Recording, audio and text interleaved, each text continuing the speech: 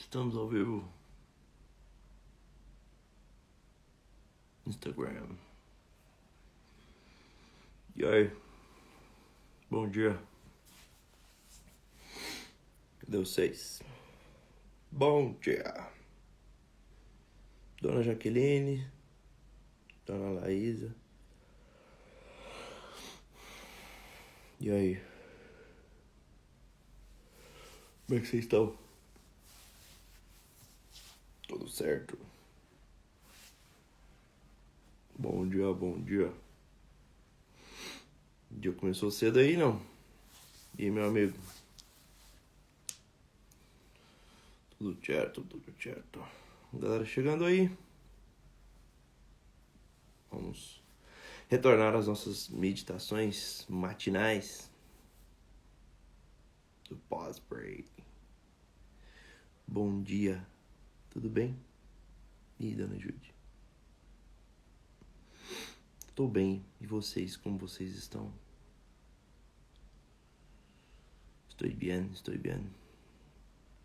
Muito bom, muito bom. Bem-vindos, bem-vindos, bem-vindas. O tema? Vamos fazer uma meditação. O tema é a respeito da capacidade do Cristo de nos ressuscitar. Bom, bem-vindos, né? Mais uma live diária, matinal, né? Eu havia prometido para vocês que nós faremos essas lives diárias matinais às 7h30 da manhã a respeito de algumas meditações que a gente poderia fazer para o nosso dia, né? Algumas meditações espirituais, que é o nosso Pod Spray. E eu queria fazer uma reflexão hoje com vocês, né? Um pensamento, uma análise hoje.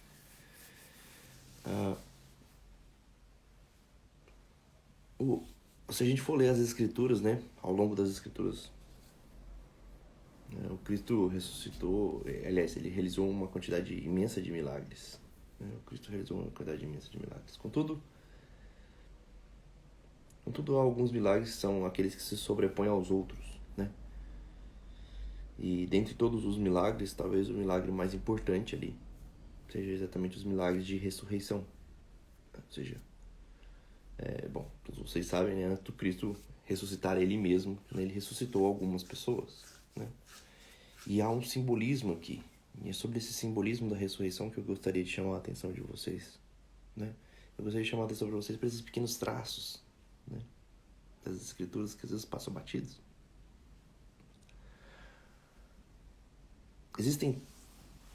Existem alguns pecados, né? Existem algumas formas da gente morrer.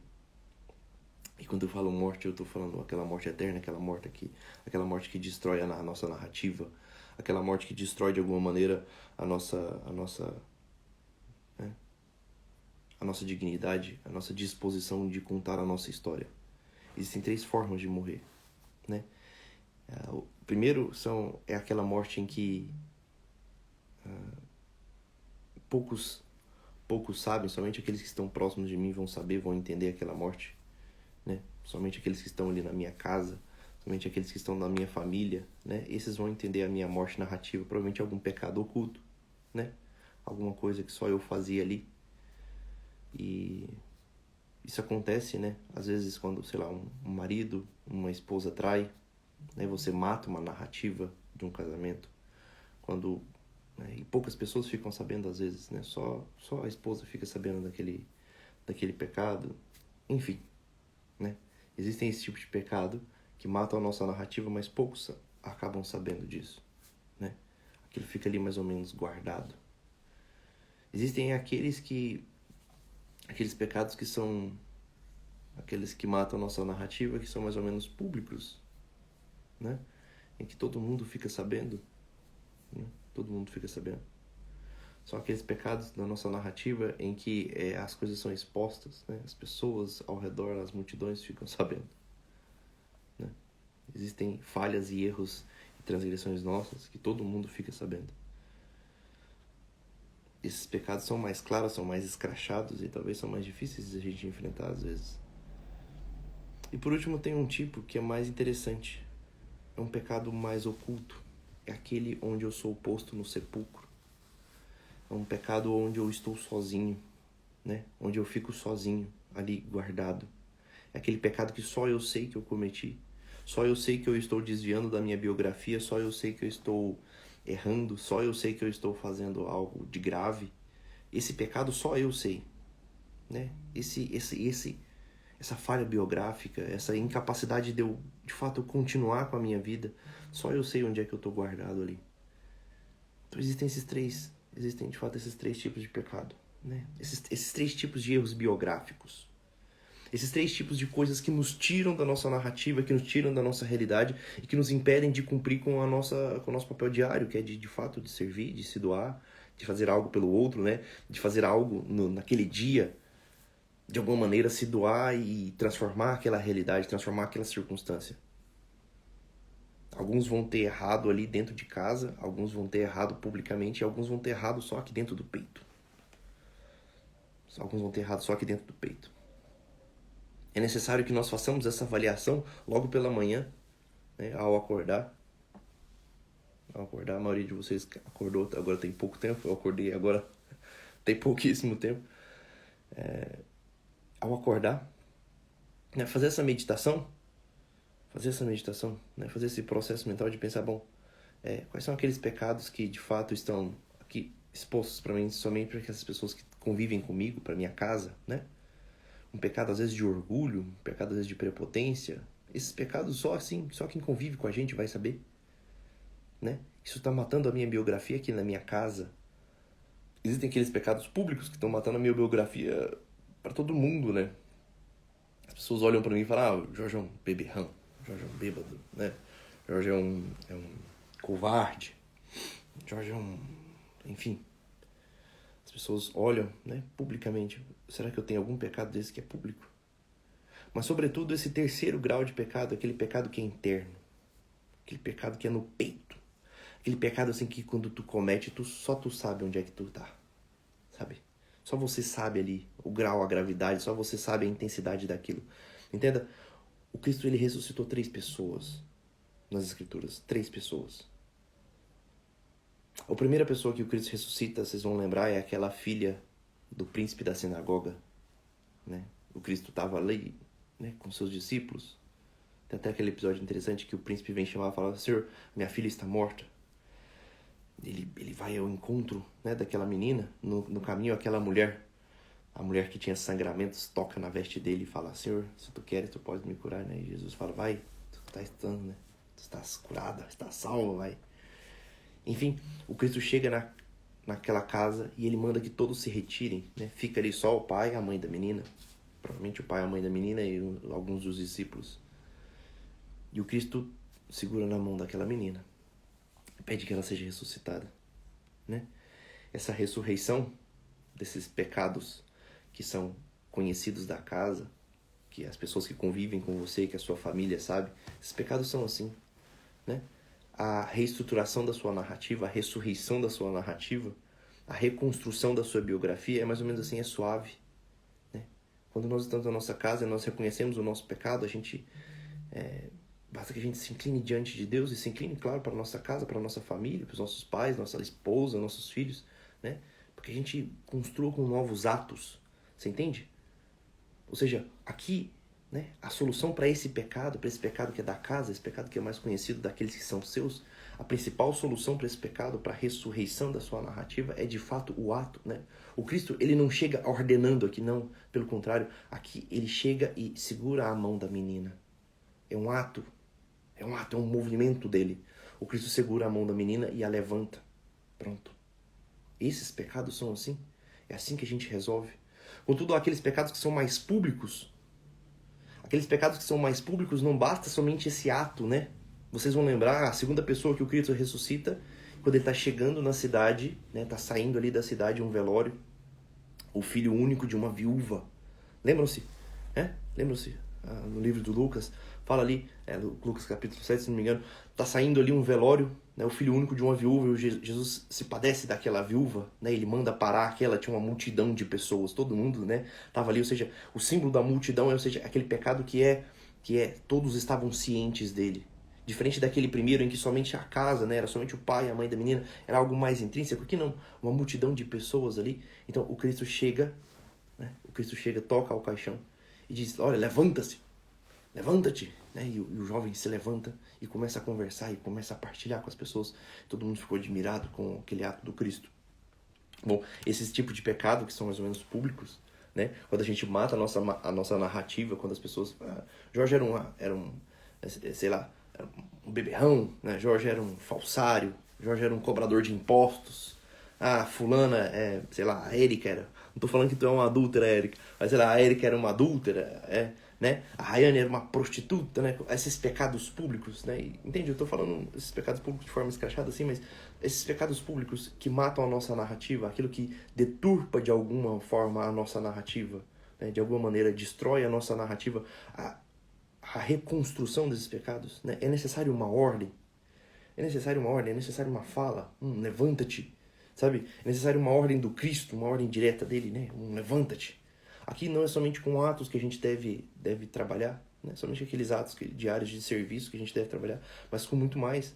É necessário aqui para esses pecados públicos que nós nos levantemos diante da multidão, né? Nos levantemos diante da multidão, como fez, por exemplo, São Francisco de Assis, né? Que era um boêmio da época, né? Ou Santo Agostinho, que era um boêmio, que era um jovem, um homem perdido, né? E de repente ele se levanta naquela multidão, ele se levanta diante deles para poder declarar aquele amor ao Cristo, para poder declarar aquele amor à igreja, para poder declarar aquele amor ao Evangelho, né? É necessário que nós nos levantemos, né? Esses pecados públicos, né? Esses pecados públicos são aqueles que você fala: Jorge, eu não tenho pecados públicos. Pô, claro que tem. Tem algum desses pecados seus que todo mundo sabe que tu é transgressor, né? Todo mundo sabe, pô, tu é um beberrão, toda vez que tu vai beber, tu enche a cara e tu dá trabalho pra tua esposa, tu dá trabalho pros teus filhos. Logicamente você é um beberrão, logicamente você é um destemperado, né? Isso é um pecado público, né? É necessário que você se levante diante da sociedade para mostrar, olha, eu estou vencendo isso, né? Eu me arrependo dos meus pecados, né? Levanta-te, né? Levanta-te. É necessário que você se levante e exponha isso. Fala, luto agora contra este pecado público, né? Assim como aquele pecado da casa, aqueles pecados que só a família conhece, né? É necessário que você, com atos diários, vá mostrando à tua família, né, a mudança. Atos diários vá mostrando ao próprio Cristo a tua mudança, né? Porém, existe uma terceira pessoa que Cristo ressuscita, né? E esse aqui é o mais importante, porque são aqueles pecados mais intrínsecos, são aqueles pecados no nosso peito. Aqueles pecados que, vocês vão lembrar, a menina estava ali, né? No momento da morte, ela estava ali junto com os pais. Então, era o público, mas era somente a família que conhecia. O menino, né, que foi ressuscitado na saída da cidade, estava todo mundo ali presente. Contudo, Lázaro, quando Cristo chega, apesar das pessoas estarem ali, Lázaro estava lá dentro do sepulcro, né? Lázaro já estava dentro do sepulcro. Lázaro já estava guardado ali dentro, né? Lázaro é a mais importante das ressurreições que acontece, que o Cristo ressuscita, porque há um traço especial aqui em Lázaro, né? Porque há um movimento de intercessão. Há um movimento de intercessão diferente. Vocês vão lembrar que naquele primeiro momento, né, o pai da menina é que vem falar com ele, que diz a Jesus que a menina está morta, né? E naquele segundo momento o próprio Cristo se compadece. Mas nesse terceiro momento, aqui, isso aqui é interessante. Aqueles pecados que estão muito intrínsecos à nossa alma, aqueles pecados que nos matam por dentro, que estão muito guardados no nosso peito, é necessário que nós tenhamos uma dita intercessão, né? Vocês vão se lembrar que primeiro vem, né, o Cristo chega naquela ocasião, que Lázaro está morto, e vem Marta, né? Marta, irmã de Lázaro, chega e diz: Senhor, se tu não tivesse estado aqui, ele não estaria morto. Marta é o símbolo do trabalho, é o símbolo do serviço, é o símbolo do servir, né? É o símbolo do trabalhar. Marta ficava ali trabalhando, fazendo, executando. Marta é o símbolo do trabalhar, do servir. Essa é a primeira coisa, o trabalho. A segunda coisa, o segundo movimento é assim que o Cristo, ele escuta. O Cristo escuta aquele movimento de Marta, ele reclina a cabeça e espera. Então vem Maria ter com ele. Maria chega e diz a mesma coisa que Marta, né? A outra irmã de Marta. A outra irmã de Lázaro, Maria chega e diz: Senhor, se tu não tivesse estado aqui, ele não estaria morto. Na mesma medida, ou seja, ela diz a mesma coisa que Marta diz. Assim como Marta é o símbolo do trabalho, o símbolo do servir, Maria é o símbolo do amar, é o símbolo do orar, é o símbolo do rezar. É o símbolo do rezar.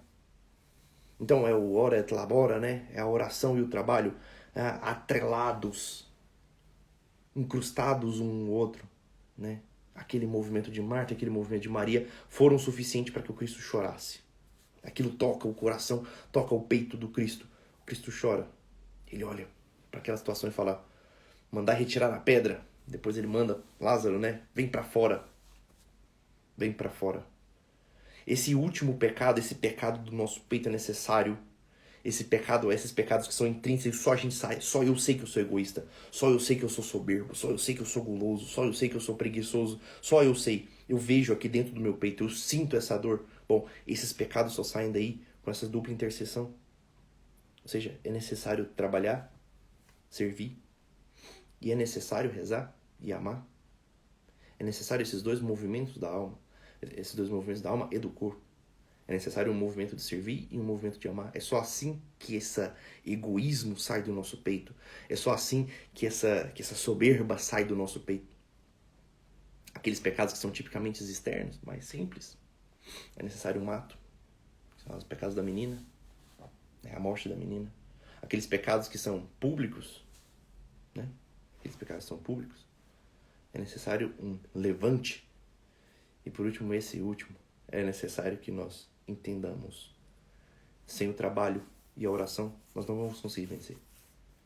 Nós não vamos conseguir vencer. A ressurreição ele vem por intermédio dessas duas coisas. Do ora et labora. Da oração e do trabalho. Do serviço. Entende? Essa é a hora mais importante. Esse é o momento importante. É nessa hora que a gente precisa entender o nosso papel. Resgatar a nossa narrativa. Resgatar a nossa narrativa. Fala, Jorge, minha vida parece que tá mais ou menos. Eu sei. Eu sei. Porque sua narrativa tá uma porcaria. Tá uma merda. Bom, então, usa o dia de hoje pra isso. Usa o dia de hoje pra isso. Né? Começa com os pequenos atos. Com esse levante diante do todo. Jorge, eu não entendi o que é o levante diante do todo. Bom, se declara. Se declara, eu sei quem eu sou. Eu sou, sei lá, católico. Eu sou evangélico. Eu sou, sei lá. Você se declara, abraça a imagem do Cristo, fala, a partir de agora eu quero ser reconhecido assim, eu não quero ser reconhecido daquela outra forma. Entende? A narrativa é a tua história contada, meu caro. A narrativa é a tua história contada, aquilo que abraça a tua personalidade.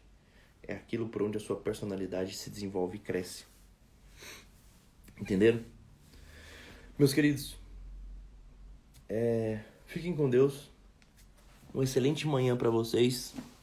Amanhã a gente volta com mais algumas meditações. Tá bom? Hoje, 12:30, tem live. Eu esqueci o tema. Mas, foda-se. Daqui a pouco vocês lembram aí e me falam. É diligência. Hoje eu vou falar sobre a diligência que eu não falei ontem. Beleza? Então, hoje, 12:30, temos live.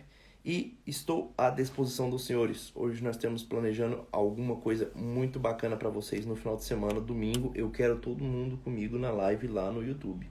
É para todo mundo estar lá na live do YouTube, porque domingo eu vou falar sobre a criação. Domingo nós vamos falar sobre a criação e os 4 elementos na criação, né? E a incompletude do homem. Beleza? Fiquem com Deus. Um abraço, um beijo no coração de vocês e até mais. Tchau.